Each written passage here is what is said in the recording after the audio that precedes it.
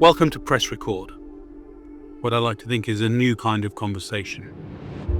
My name is PhilGriffin, an artist, filmmaker, and director. I'm your guide in these new conversations. My creative work has blessed me with collaborations with some really incredible artists over the years. I wanted to let those conversations that so often move me so deeply while photographing and filming my friends be shared with the world, in the hope that it might move others. These press record conversations are designed to open a new space for artists to talk candidly about their life, what moves them, what matters. It's about getting to the heart of the artist's path. The collaborations are diverse. Craig David, Celeste, Loreen, Gareth Gates, Maverick Sabre, Danny Minogue, and many more. On Press Record, I hope to explore those moments in our lives that change us and shape us forever. Every step in my life has led me here to this moment, and this simple idea is how we begin our new explorations. And then we press record, and we see what happens.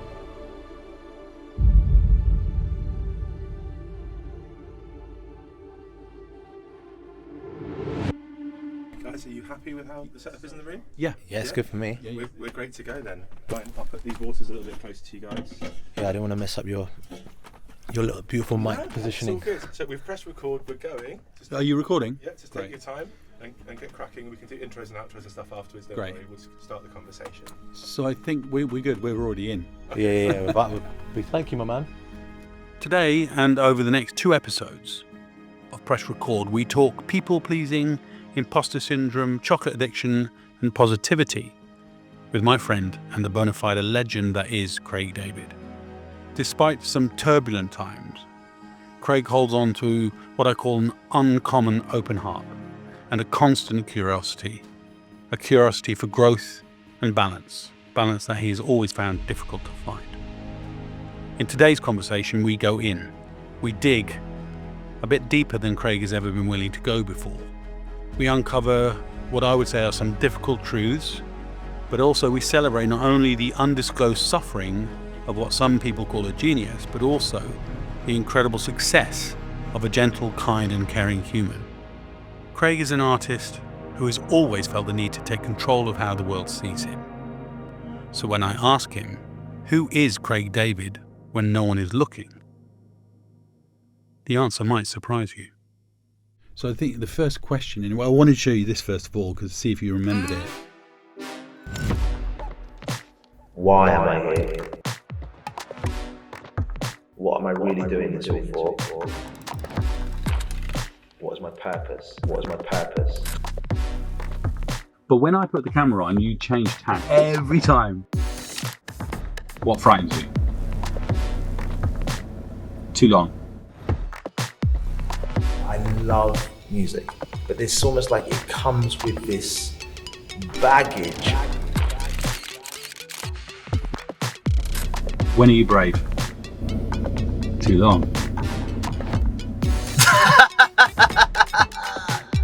7 million on the first, did 3 million on the second. Oh, you did 1.5 million on the next one. How can that ever be a bad thing? The whole voice selector thing. Are you saying it because you're trying to take the piss out of me, or are you saying you like the song? Who is Craig David when no one's looking? Comfortable. When did I turn into a guilty pleasure? Wow. Tell me how that makes you feel. That's 2014. Just like letting it soak in for a moment, because the first thing that comes up for me is how brave I was at that point to be vulnerable enough to be able to say those things, because at that time I felt it was loaded with emotion. It was still ungrounded, hence why when you'd ask a question and I found that actually, weirdly enough, it wasn't about how fast I could reply, it was actually being able to take a breath, tune in and actually really go there, as opposed to thinking I need to respond. And I noticed that when I look at that, there's parts of me where you catch me so vulnerable, so wanting to be heard, wanting to be seen. And I just felt the word brave came up just because didn't know that. I didn't remember some of those conversations. I actually was able to articulate how I was feeling without it sounding sort of explosive or ungrounded, even though inside it was all new experience. Well, what I wanted to say when I looked at that and when I read the book, it makes me emotional right now because your ability to be that honest publicly, and I know your voice as well, so I know when you say the word comfortable, whether you're comfortable or not. Yeah. And I know when you say the word no, whether you mean it or not. Where did you get the courage to go there with that book? Do you know what? It's sort of cumulatively a lot of things had gone on since that point. I mean, which is life had started to play out. So if it wasn't experiencing physical pain, which I'd never experienced and I talk about in the book, and that kind of grounded me. That was something that was a big shock to the system because I was always like, spirit's over here and the body follows. Whereas this point, it was like, no, you need to integrate the two because the body's saying, no, I've done that for far too long and you're not getting the memo. So we're gonna ground you. And then there's this enemy situation that goes on with my body. Enemy? Are you talking about the back injury? Yeah, looking at my back injury as my body letting me down. And it's like, come on now. But actually it was now I've come to understand my body was actually doing me the biggest service ever. It was trying to change trajectory because I wasn't listening and it was trying to slow me down. So it's funny when I look at those snapshots, there's so much depth in there. There's so much more that I felt I wanted to be able to express. And the book was something that happened just on the cusp of us going into the pandemic.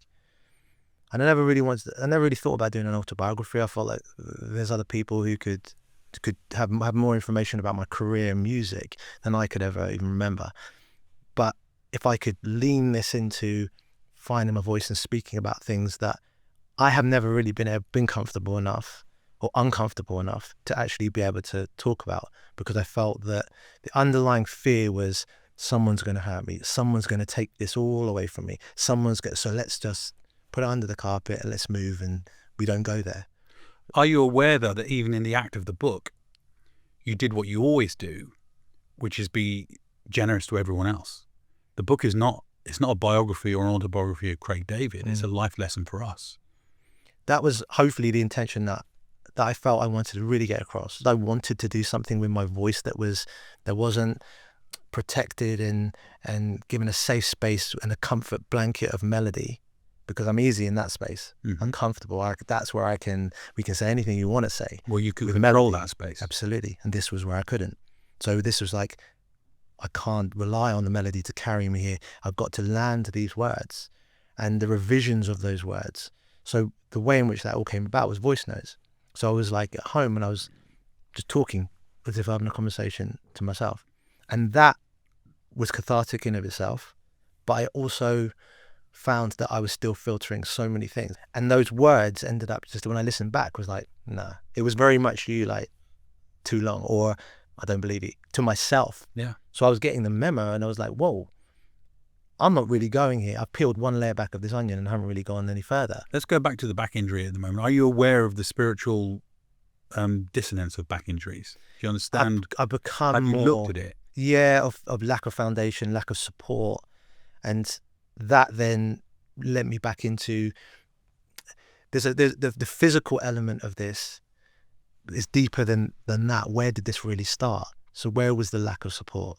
And it made me go there, which was quite interesting. Back injuries are specifically about digesting your life experience, trying to make sense of them. Right. And lower back is to do with a lack of safety and security. At what point in your life did safety and security become so big that you had to address it? I mean, when I really tune in and go back, because a lot of this goes way before the music, because I think the music sort of was a moment at which responsibility for me became quite a priority. And what do you mean by responsibility? So in terms of once the initial success and also getting through a bit of imposter syndrome at that point, but well, to be honest, it's only been more recently that I've actually been able to process that, to find that the responsibility that once it started to connect, that I wanted to make sure that I was financially secure to be able to look after my mum and support everything around me, because the Taurus in me, if anyone's into astrology and star signs, I foundation and having things around you that give you a safe space, creating it, control. So I wanted to create that responsibility. I didn't want to create, I wanted to have the ability to make sure everything was okay for everyone. That was starting to load up on the back as a responsibility. And I have to say that the part which really really threw me was when the ridicule started happening on TV. It was like that started to impact my foundation, because as you showed in that clip, for that moment of becoming a guilty pleasure, and for that moment of everything that I created and built up to, and something that was so important for the culture to be ridiculed for me, was I still was trying to deflect it, that it wasn't me, that it was the song, but it was impacting me. And I felt that I started to get niggles and pains at that point. And that early. And I didn't know why, but I kind of, maybe I was pushing too hard in the gym. Maybe there was a physical thing. But then when I was on stage, it'd be the one moment in which it felt like I jumped from being in the 3D space into some 5D, 5-dimensional space where it was just source coming through me and I didn't feel pain.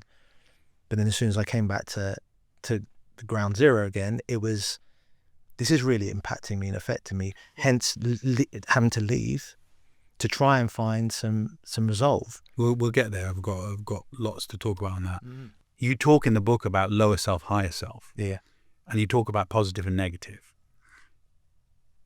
Something I've never fully understood about you is why you never leaned into that shadow side of yourself and accepted him. What was holding you back from the word no on a basic level?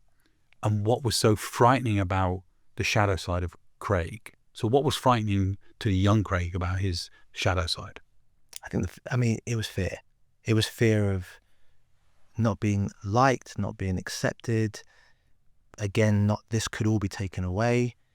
That it'd be, if I can reframe things into being positive and being able to go down that, then somehow I won't have to think about it, or it may just disappear, which wasn't. It was just kind of collecting stock in a slightly different space.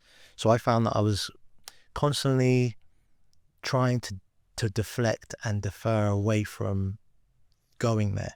And that's why even when I look at what you showed me, is that I needed time.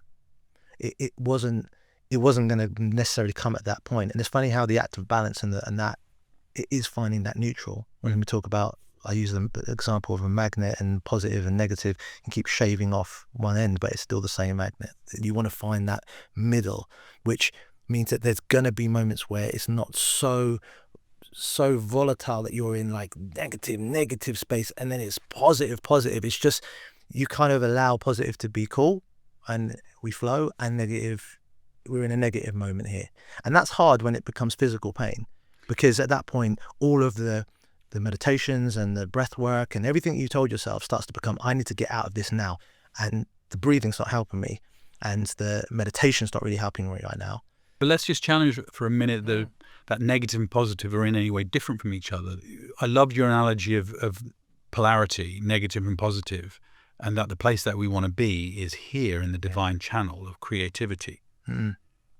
So actually, the question for you is, unless you embrace your negativity, are you not just out of balance because all you are is positivity, which can't hold itself up without the balance of negativity discussed? Absolutely.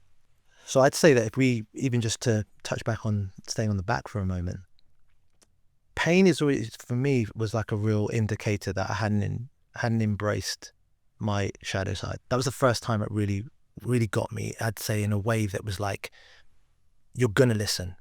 But with pain, it brings you into a place where I've now had to listen to my body in a way that I know my body. I know different aches and what a different pain is, and what nerve pain is to an achy pain, or to something that's something that I can manage with massage, or something that needs a lot more attention. I've got so in tune that it's brought me and my body together. Now, that relationship was a hard one because I was like, as far as I've known, up until the age of 32, 33, you've just been my confidant. You've been with me all the time. You supported me. You're safe. And all of a sudden, where are you? Where are you letting me down now? But let's go back before music, because I think the ambition for Craig not to be in his body started in a gym in a school with his shorts stolen and hidden behind a fence. I don't want to do the age-old thing of go back and talk to that child, and I want you to go back and let him talk to you. Yeah. Because I think the root of, I like that expression, just came to me now, the ambition of not being in your body comes from an 8-year-old. Have you talked to him? Or have you listened to him? He's really running the show in a lot of ways now. He talks to me a lot. Sometimes gets mad at me because I'm not listening as much as I like to. But when I tune into those times, it's almost as if, on one hand, by the abandonment of my inner child, put me on a course where I was always destined to come back. We were going to meet. And that journey and that story would be the thing that would actually end up turning into wisdom and experience that would end up lending a hand to this little child who just wants to play. He doesn't really want to get involved in all the deep conversations, really. Just wants to have fun. Doesn't really understand why people would throw your shorts behind and and take fun of you when you're trying to get behind those wooden slats they used to have in the gyms. And in a mixed school, and you're seeing the girls and guys like just laughing at you, and it lodges in you. But again, you don't look at it as like, oh, okay, we move. But that's another little piece that had been fragmented off like a bit of a puzzle piece that I didn't know where to bring back. It's only when you realize that there's so many pieces of me that have gone, and us both, and people listening, that have flown off somewhere. Mm-hmm. I would like to think I've brought a lot of pieces that were foundational pieces back, which were really important. Finding my real voice at this point, I think was really important, not just through melodies, but to speak on things and to not be loaded with emotion, but to find that neutral place, like as we said with the magnet, and not be, with emotion, it's always ungrounded. I've realized that. Say that again? It's when you're full of emotion, if it's channeled into music and into something, into art, we call it as being creative, and you can create some incredible piece of art. But when you're trying to talk to somebody or have a conversation, or even have a moment where you're just trying to take in what's going on around you, when there's too much emotion, you become ungrounded, whereas you almost need to try and bring that back. Let's bring the emotion out. Let's separate it out. You're angry. Now, a meditative process would be like, let it come up and let it release. But once it's released, let's have a conversation from a neutral place, where it's not loaded with me against you. Now we're back in a positive and negative thing. And that's been really helpful, because I can have conversations now where if I'm feeling like someone's pushing or someone's getting at something and I didn't want to deal with it right now, I can breathe it through and do it in my own time. You're talking then about bearing witness to yourself. Mm-hmm. Absolutely. I wrote down, and we had the conversation in 10 years ago. Yeah. There's an old soul in there. Yeah. And he's a teacher, actually. Mm. I learned so much from you over the years, even just by bumping into you, or, oh God, I must remember to be more Craig today, about letting my vulnerability not be something I'm ashamed of. Right.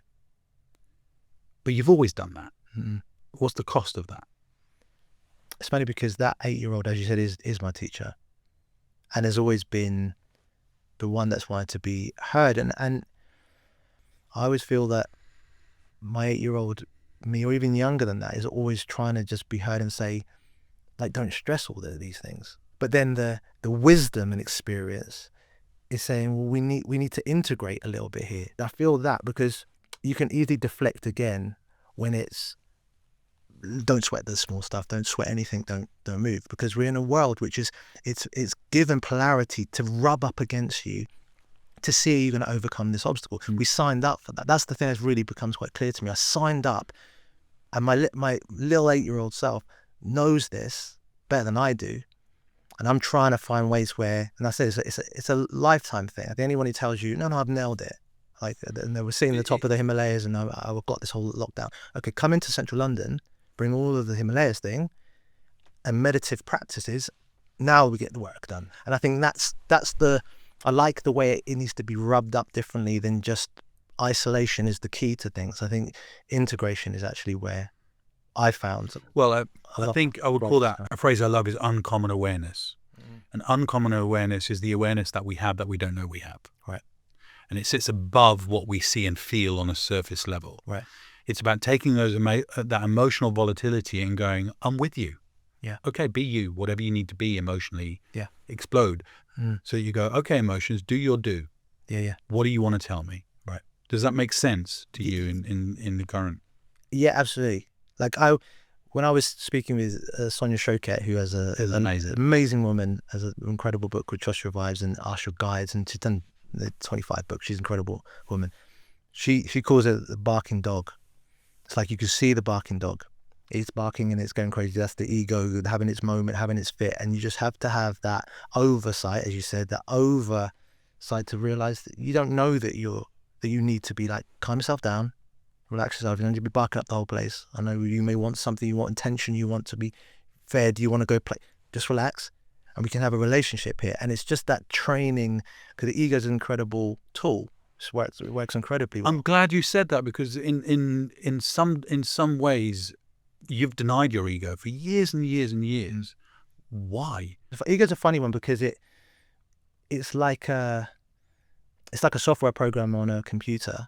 The program knows that I have this. My deal here is to keep Phil waking up in the morning, moving, doing his thing. But ego, as soon as you wake up, I run this program. Using that as an analogy, it serves really well when it needs to do what it needs to do, but it can be also the barking dog where you need to say, calm yourself down, because you don't know. Like for me, like it would be, what could happen if you walk down Regent Street in the middle of the day on a Saturday? What's going to happen? Ego saying, no, it could get hectic, could be on top. I think we'll stay indoors with it. Moscow, that photograph. Yeah. Intuition would say, okay, let me reframe it a little bit. Let me change it for you, because I know the program is just... How would you hold that for a minute? What would be the worst thing that could happen? Well, like maybe loads of people come up and I can't just enjoy the walk. And well, that photograph that we took in, I'm remembering it right now. We were in Moscow, and it was very late. You didn't know what you wanted to do, and I said, well, let's just go. There's a really cool subway down there. Let's just go. Yes. You looked terrified. Absolutely. And even in the photograph, you still look terrified. Absolutely. Well. And you said to me, there might be people. Talk me through that. So it's interesting. That was a great, you felt it and experienced it firsthand. So for me, I'd felt that the experiences that I'd had, and this was something, a belief that had probably got lodged in my system at the time at which Rewind started to happen. And I was walking up and down Southampton High Street, as I would normally do, up all those teenage years, all of my childhood in Southampton. That was where the local Virgin megastore was, the HMV, the Top Man, and all the different shops that I used to go to, and McDonald's on the corner where we used to be our local hangout spot. Something changed when Rewind started to blow up, that friends that I've known, they live in my same council estate, who would run up and be like, hi, can I get an autograph, or can I... At these times it wasn't like, can I take a selfie, because we didn't have like mobiles and smartphones like we do now. So it's like, this happy snap camera possibly might pop out, but can I get an autograph? And acting really, like, it was flattering, but at the same time was strange for me, because I'm like, whoa, mate, like, I know you. Like, when did this start going all like... When did I change? Yeah, there we go. And it gave a belief system that, oh, okay. And I tried it again. I went back up to the high street to see if I could do it again. And it happened the same. People, again, that I knew. And again, on one hand, it was like, wow, something exciting and beautiful is happening here. But at the same time, I'm losing this comfort that I had in this home that I treated this high street as being. Go back to it being in Moscow, and the same thing was kicking in there. So it wasn't even that these people even knew me, or anything would happen. So what you did, thankfully, which was a beautiful thing, was you just gave me a safe container to say, well, let's go out together. Because if you just said on the phone, I think you should go out I'll meet you down there, I think I'll still be in the hotel room now. But the fact that you just lent me into it enough, and then I had an experience of it not being what I thought, it showed me how much the ego can also lock you in, so you're not going to get hurt. When I think about ego, I think about the power of my higher self helping me get through a situation that I'm frightened of. And when I think about humility, I think about the baton that is passed from ego to humility when ego is no longer needed. But ego definitely gets you there in the first place. Does that make sense? Yeah, absolutely. It's it's a team player. It's just not the... Why did you deny it for so long, though? I felt that... Because I saw it in you when you were 17. It was finding that voice. It was finding... I think through school, through my period of time in living in Southampton, confrontation wasn't something that I enjoyed. I never enjoyed being speaking up, and that what that has done across the period of time is that all these repressed feelings were never getting a chance to actually kind of come out. So my fear of not wanting to get in confrontation, not to get too involved, let me just not be in the middle of this thing, ended up being my worst nightmare, because I realized that I actually needed to be in the middle of things, and not in an emotional, ungrounded, we're ready to fight mode, just to speak your truth and know that you're not going to get hurt. That was a lot of the process that I've been unraveling. I mean, that's why I say the book was really cathartic to me. It was that was my 8-year-old self having a conversation with me, saying, we're not going there, really, are we? We're not saying the thing you want to say, because you still feel that you're going to be unliked, someone's going to hurt you, this could all fall down, which would be a tower moment in tarot for anyone out there. But those moments will come, be it you like it or not, that at some point you'll get the memo. Undisputed, you're a genius at what you do, right? It's not flattery, it's just fact. From every artist everywhere, from Bieber to Elton John to Sting to Neo, when we met him, he was more nervous than you in that room, and you just wanted to get out. Oh yeah, I remember before we even got in. Yeah. Why didn't you just be a songwriter? Why did you make life so difficult by becoming a pop star? For me, the actual being an artist and being out there and performing, that I love. I love it. I love it as much. I love it in some ways equally, but maybe a little bit over even the writing of a song. You get a moment to see how this is landing with people, and what is this moment of creation actually doing. So I love the performing. I love the learning, the skill set to perform, and trying to deliver these songs in a way that I've always seen. So I felt songwriting would have only been half of that, but it's what comes with it. That's the part that's the part that no one really gives you the memo of, that when you sign up, these are the things that you may have a little trouble integrating for a while. And these things may show up as people pleasing. It may show up that you feel the rug's going to be pulled from underneath your feet, even though I've written these songs and I know I'm the one writing the songs and I know I'm the one singing it, but maybe it might be empty soon, there's no more petrol in the tank, and it's done. You're a one-hit wonder and it's finished. So you've got that running underneath. You also then meet the music industry, which is a whole animal in of itself. It becomes very much the creative who just wants to go out on stage and enjoy the whole moment, to your commodity, especially when it happens so young for me. Now you're making money. Now you're business. Now you're hearing the vibe when something's going well, to something that, when we touched on it, 7 million albums and then slicker than your average. The second album did 3.5 million. And within the record company, there was all sad faces like, the trajectory, we thought it was going to be 8. And I'm thinking, and inside of me, little 8-year-old me is saying, my God, man, this is crazy. You got like 8, you got 7 million, you got 3.5 million albums. You were selling mixtapes the other day, like the Barbers, and enjoy that.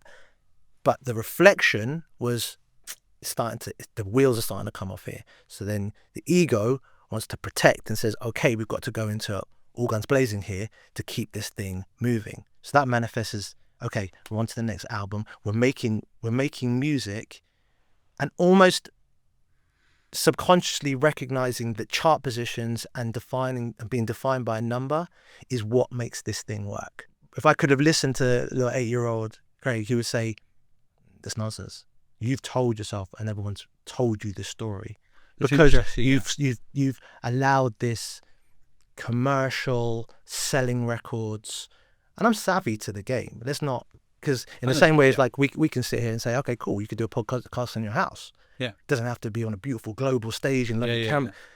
But you recognize there is a value to being on a platform that more people can see it. So it's about reaching people. So it's a reach for sure. Now you so can you put yourself through all that pain to reach people. I want to reach as many people as I can. So I go to America, and I know that America was like starting all over again. Even with the first album having as much success as I was having, it was like, wow, we're going to like Seattle and we're starting like a radio station performance. I mean, I remember doing one across here from Leicester Square in a place called Sound, and it's pandemonium to get from here. I'd just done a radio interview, going over to perform Film Me In for the first time. It hasn't actually even dropped just yet. It's like a week of release. Can't even get across the Leicester Square without being on the shoulders of the security and fans going crazy. Yet a year later you go into America, and they're savvy to the thing, but you're performing at a radio event in a restaurant, and that's where they're holding the KTFTU 751 number, and you're like, mate, this is a big country, and we're starting off in one state. Yeah, I've got another whole bunch of these to do. So I was like, I'm game to it. Let's go, because there's a passion to not give it a try and give it a moment. But I look back in hindsight now, and I say I'm proud of every moment that went through. I don't look at it as like, well, you didn't, because it was needed, because I wouldn't be sitting here having this conversation. But yet, hindsight is a wonderful thing, because you can look back and say, okay, I told myself a story that I didn't need to have bought into fully. When I take a photograph, happened in Moscow, when the picture arrives, the hairs on my neck stick up. My hands change temperature. So I accept as an artist that when the truth enters, the temperature changes. Yeah. But then the flip side is when everyone looks at the pictures, I feel judged. Right. So my ego is stepping up to go, I recognize that the truth is arriving. I'm going to surrender to the truth and let the picture happen. Right. But then when it's explored by other people, all my self-doubt steps in and goes, it was an accident. Teach me how to deal with that, because you've just done it in the book. Thank you, firstly. I appreciate it, because it's been a wild ride. It comes back to that. It's that fear of being able to, what would it be like to step up and to not allow another person's opinion affect what it is that your vision is that you're trying to bring through. This is a tricky one, because if you're taking a picture and let's say it's for a record label and you're doing the campaign for the album, and you see a vision in this photo, and you see this encapsulates the title perfectly, and I think I've caught a moment here, and you're really proud of it, and then you deliver that, and they're like, no, forget that. Right, so let's go to this picture over here. Yeah. That it just looks like, and in your heart you're like, I wouldn't have even sent that one if I'm being honest. So you feel deflated early doors. The ego would tell you, okay, you don't want to accept that actually there's other people here in this room, rather than a single solo experience of you just wanting to put a picture out there and what you want to see. And if it was just me, and I had my own money, own record label, own music would come out in a way that would just be how I feel. Now. And that's why we moved into this place where it's like, I can, if I'm not feeling something, whereas before it would be like, well, does this fit on radio? Does it fit on a certain place? Does it fit into a pocket? Does it fit into a certain style? Does it fit into the thing? And a lot of this music served me well, but I also have that niggling feeling underneath when things don't hit. And this is taking you up to date now. I'm really proud of, I'd say, all of my albums in various different ways, but Born to Do It was my baby, because I didn't have all that. It's like I'm delivered the album. This is me. This is not like any more cooks in the kitchen here. This is me in my bedroom business. And I think I delivered that in fleeting moments throughout. I think Story Goes was another moment for me. Slicker Than Your Average was like I was finding myself. Trust Me was a new venture. I have to step in there. Trust Me was you saying, do you trust me, to the audience? in a lot of respect. And I think it was me saying, do I trust myself? Like, do you actually trust yourself? Because the thing that hits, and I know this every time, for anyone, this is a knowing. There's certain things that are real knowing, like you can speak on it clearly. When a guitar comes out, and Kwame, or if it was Fraser back in the day, and those guitar chords are played, and I sing, I know that's just divine channeling of pure energy, pure vibes, unadulterated love that's coming through that thing. There's no questioning, and I don't need anyone to validate it. I just know it. But then when it comes to commercial, of actually having something reach people, this is the conundrum you get into of, well, if you want it to reach people, you got to get the tune that can go onto a playlist that reaches people, but it might give you maybe an opportunity on the next one to then do the thing you want to do, and then you're in the game. So have you heard the head of Louis Vuitton's answer to that? Mm-hmm. Someone says to him, how big's your marketing department? Right. He says, marketing department? No, I don't have one. And I won't carry on with the French accent. And then they said, well, why not? He said, well, marketing departments are to help people find out what people want and then try to sell it to them. Mm-hmm. What we do is we make what we want. We wait for people to realize they want it too. Nice. He said, and we make mistakes. Sometimes we design something that no one wants. Yeah. But it isn't a mistake. It's a perfect imperfection.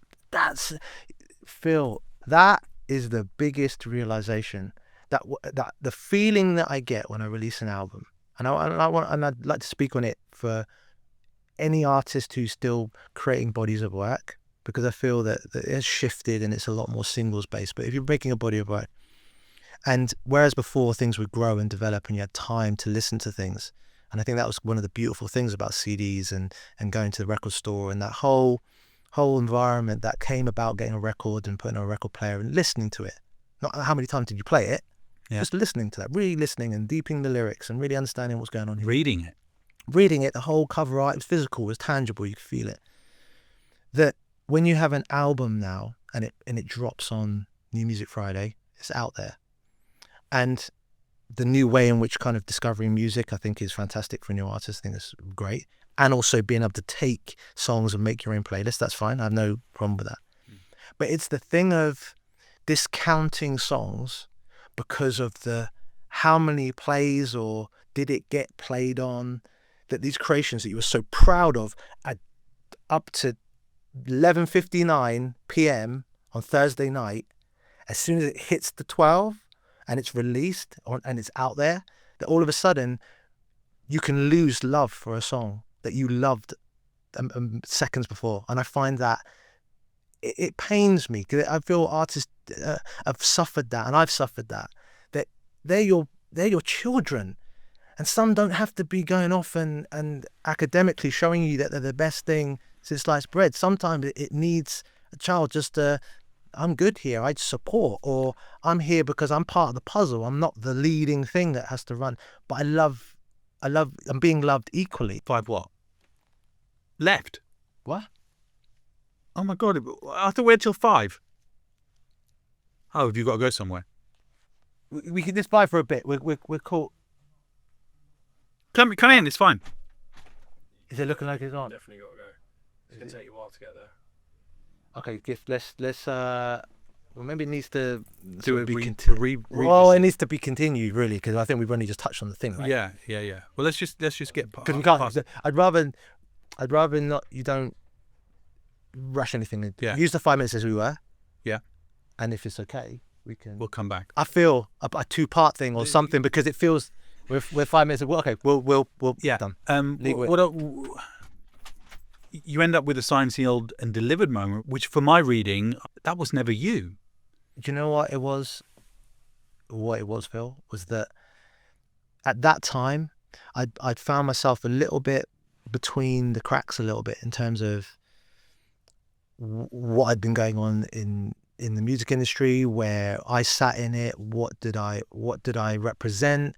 Because things were starting to lean out of the kid who was doing garage music and R&B. There was, and I was experimenting as well.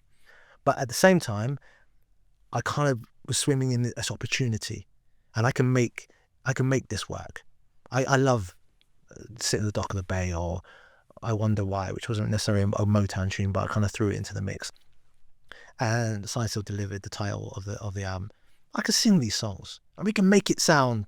And at the time, Seal had a huge album, which was a covers album. I think Robbie Williams had an album that was huge covers. It was that era of. But it speaks to this whole concept, and I saw it in Russia in that bus. It's in the clip. The guy says something to you, and you look out the window and you go, "Okay," and what you're actually saying is no.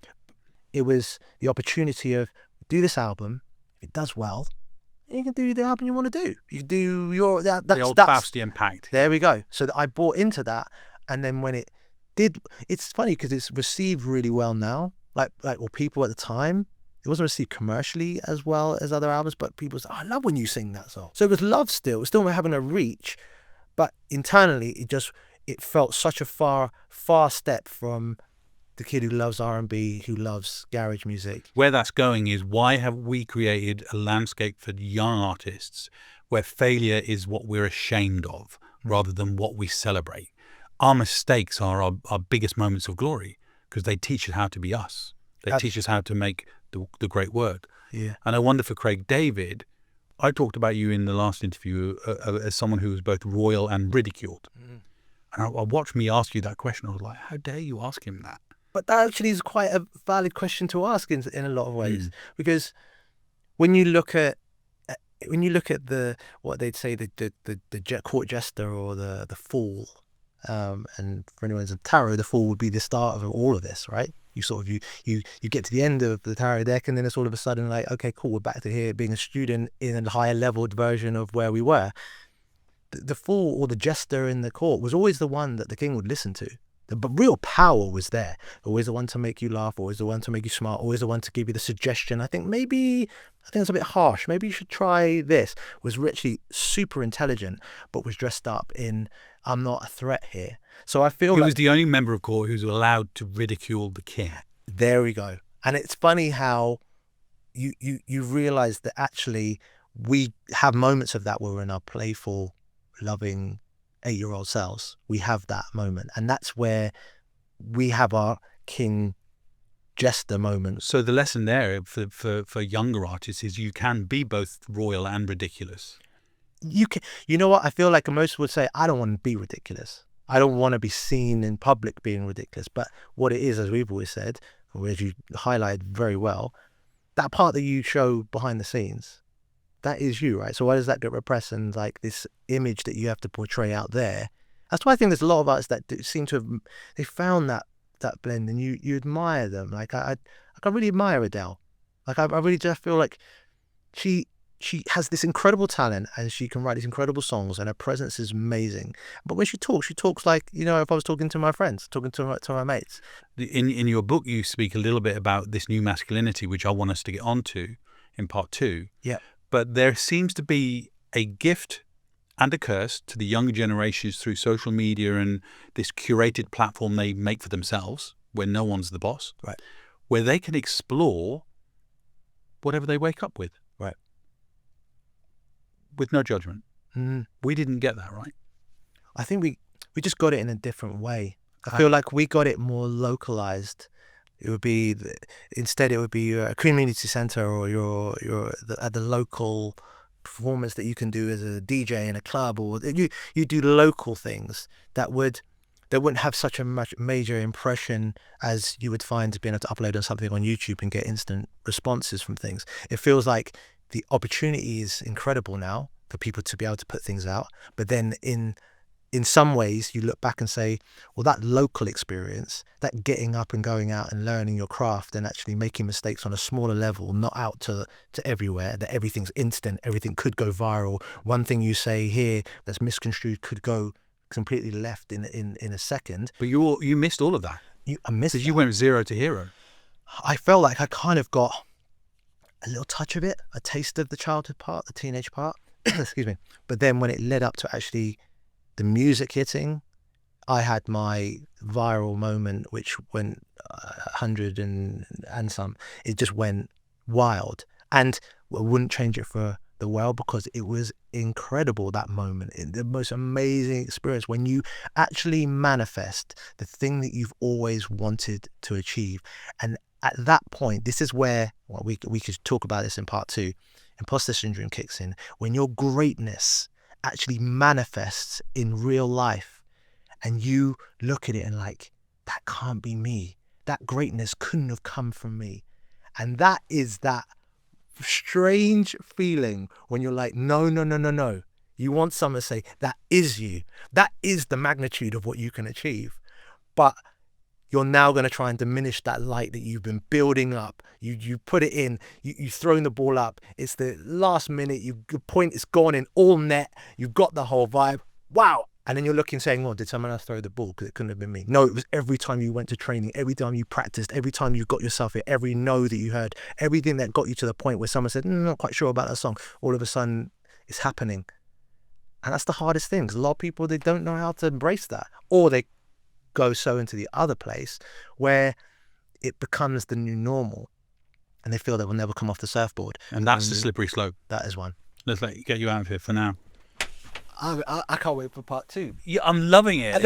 I actually, in some ways, I feel there's so much to talk about that we need that. Like I feel like we would have got into a flow. What I want to do with this podcast here is I want to reclaim the authentic voice. Yeah. Authentic is such a difficult word now because it's a buzzword. But just by making a safe space to be dangerous and then protecting the people who sit in that chair with me. That has always been you, Phil. Yeah. You are that safe space. Yeah, well, that's what I want this to be. That's powerful, because there's a deep yearning for where can I go to actually really understand. I don't know what, I scrolled through and I got like a little tidbit. And I feel like what you're doing is that. So where should we eat? You need to... Love you too.